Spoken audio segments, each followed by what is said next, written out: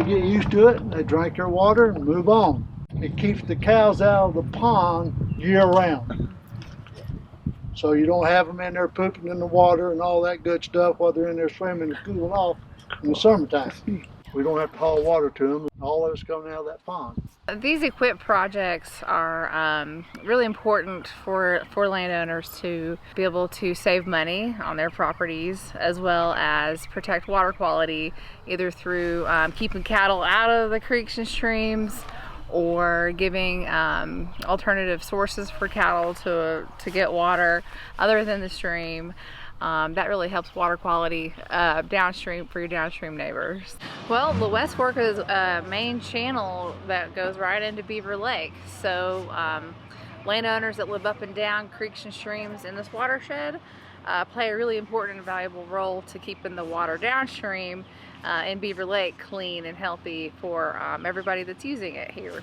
If we can do these kind of projects here and there where it's most needed, I think it's going to solve a lot of problems.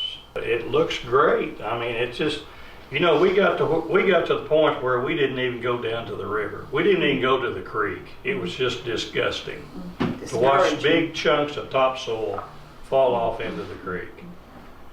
And what all this boils down to is this is our drinking water. And that's what this is all about. We've got to take care of our drinking water. And the more we can do to cut down on this erosion and all this stuff that gets into the lake, we've got to be good stewards of our land. And this is a prime example. And now we catch ourselves walking down to the creek just to enjoy it. It's a slow process. It's kind of like a patchwork quilt. They can't do all of it at once because it's overwhelming, the amount of erosion that there is on the White River.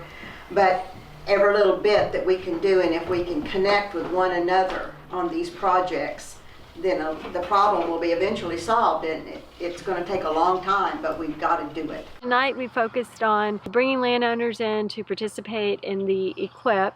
And what they can do with that program is they can do a series of best management practices, whatever fits their property. There's a wide range of practices that will reduce sediment and nutrients and prevent them from going into the rivers and help protect our drinking water source. I think a good place to start is to contact Beaver Watershed Alliance and sign up for a site assessment plan. And then you would branch off from there.